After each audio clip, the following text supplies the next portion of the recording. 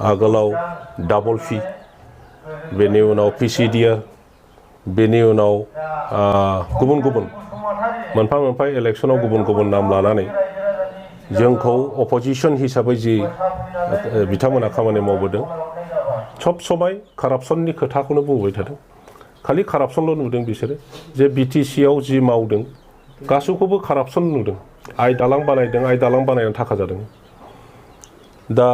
थुक्राझाराव आइ पवालियाव आइ दालां बानायबावदों बेखौ थाखा जादों इउनिभार्सिटि बानायदों थाखा जादों CIT बानायदों थाखा जादों नैबेबायदि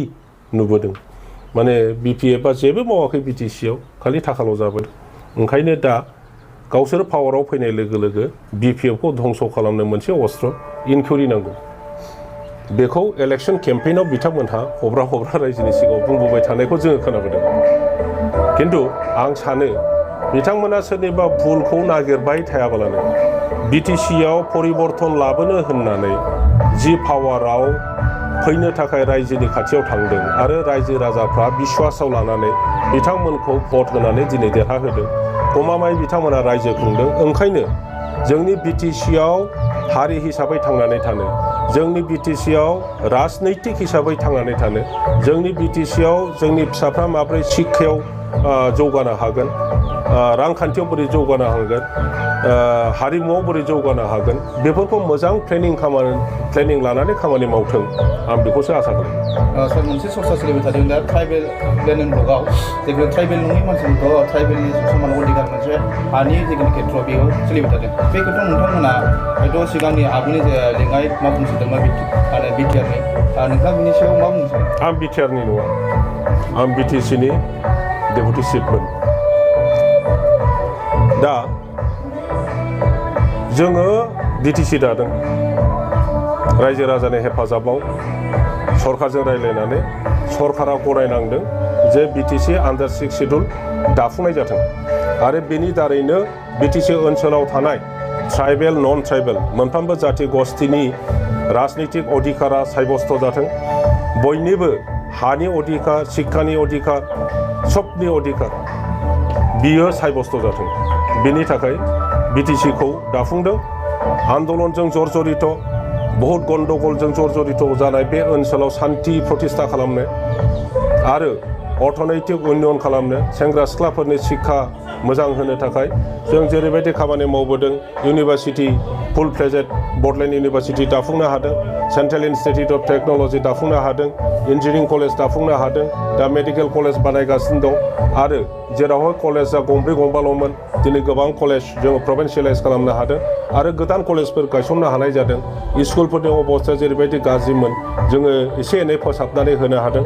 लामा सामा होननाय गैफेरामोन जोंनि जायगायाव बिटिसिआव टटेल मोनब्रै जिल्लायाव बे गौरां दालांनि बादै कंक्रिट ब्रिज होननाय गैफेरामोन दा बेफोर जायगायाव कालभार्ट होननाय गैफेरामोन पिच लामा नोंनि बे क'क्राझाराव अबावबा आधा किल'मिटार अबावबा 1 किल'मिटार बेनि बादै जेबो पिच लामा होननाय गैफेरामोन दानि यां जेनेरेसना बेखौ मिन्थिया जानो हागौ बेफोरखौ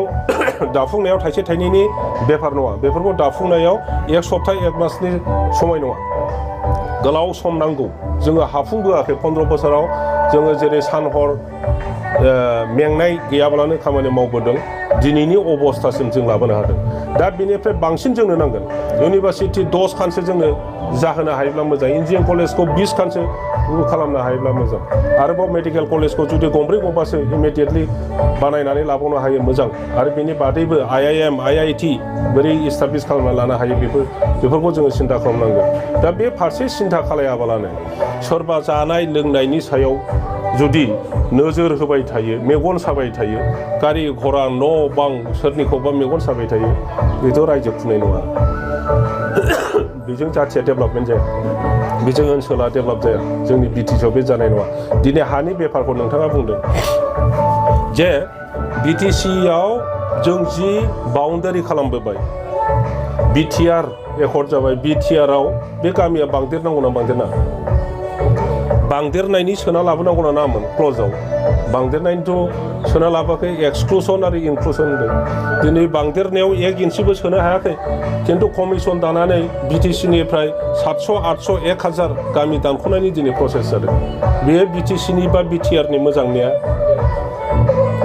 मोनखानाय हाखौ हगारफिननाया मोजां ने आरो दा जे इएमफ्रानो बुंगासिनो दं चिफ मिनिस्टाराबो बुङो जे बिटिसिआव माने बयबो जाथि गस्थि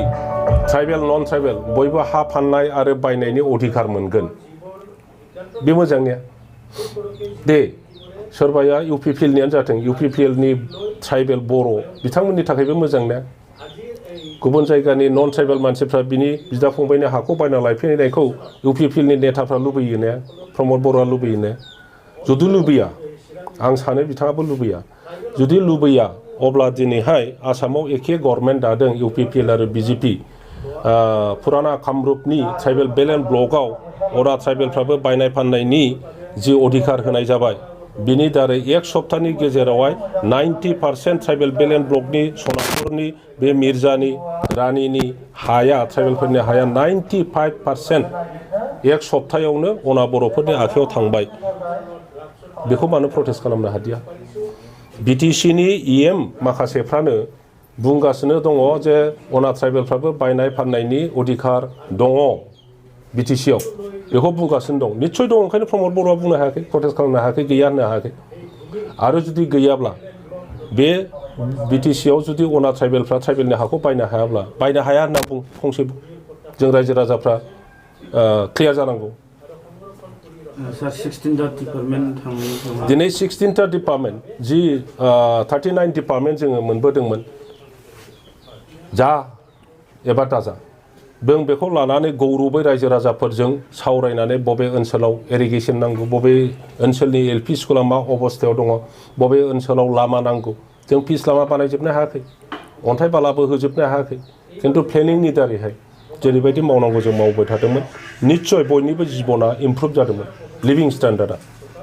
दा फैयै फैयै बे डिपार्टमेन्टखौनो 16टा डिपार्टमेन्ट डिसिनो हरफिनबाय डिसिनो हरनाय माने डिसिआ प्रमद बर'नो एन्सार होआ डिसिआ एन्सार होयो दिसपुराव गतिके बे डिपार्टमेन्टखौ डिसिनो हरनाय माने दिसपुराव थांफिनबाय आसाम गभर्नमेन्टआव हरफिननाय जाबाय सोर दैदेनगिरिया गावनि पावारखौ अपजासि सोरनोबा हरफेरो दिनै प्रमद बर'आ अपजासि बिराद गावखौ उदार देखायनो थाखाय डिसिखौ जोंनि इनभल्भमेन्टआव लाबोबाय होननानै देखायनो थाखाय बेखौ खालामदों बेनि दारै प्रमद बर'आ बेक्तिगत जेबो लकसान जायाखै बेनि दारैहाय जोंनि बिटिसिनि जनसाधारनफ्रा समग्र लकसान जादों 16टा डिपार्टमेन्ट जोङो खोमानानै लादों जोंनि अधिकारखौ खर्ब खालामनानै लादों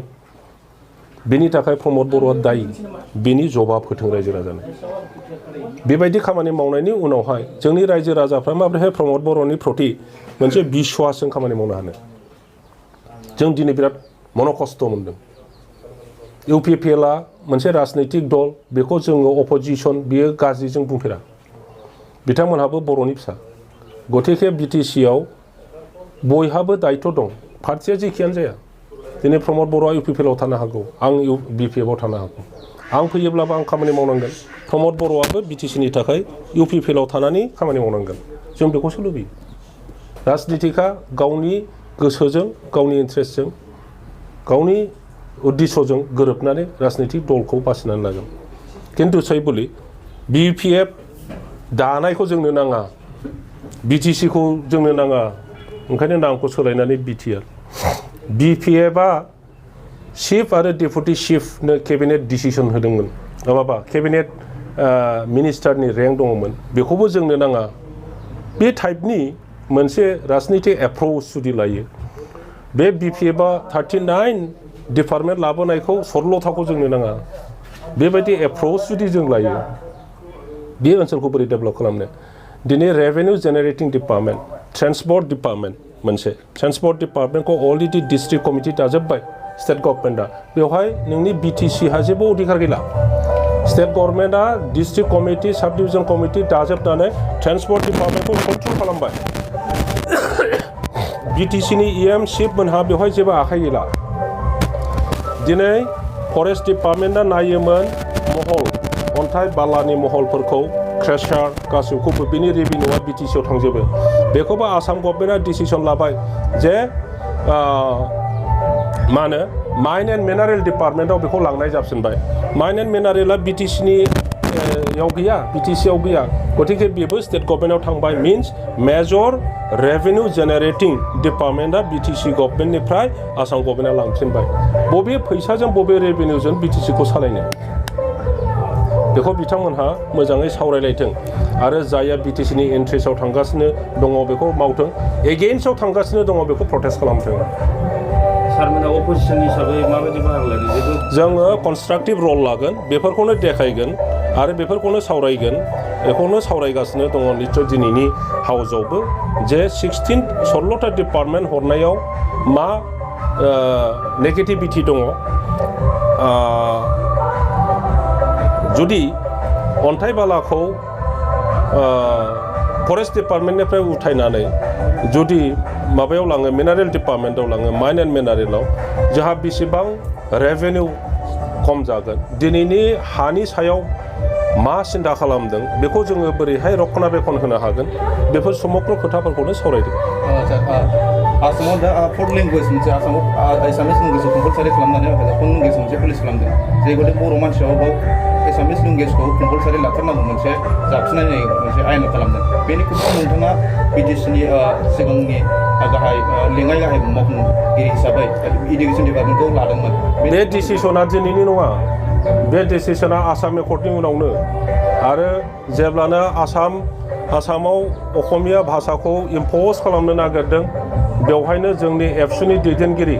दानि बड'फा उपेन्द्रनाथ ब्रह्मआ भेहेमेन्टलि अपज खालामनानै एबसु आन्दलन जानायनि आलादा रायजो बिनायनि गुदियाव इमिडियेट खार'ना इमिडियेट कज जायखौ बुङो इमिडियेट कजआ बेनोमोन जोङो 15 बोसोर सालायबाय बेवहाय बेखौ दासान जे बे इम्पजिसना जोंनि दिनाव गैयामोन जोङो खुनुदिन मानिबोआखै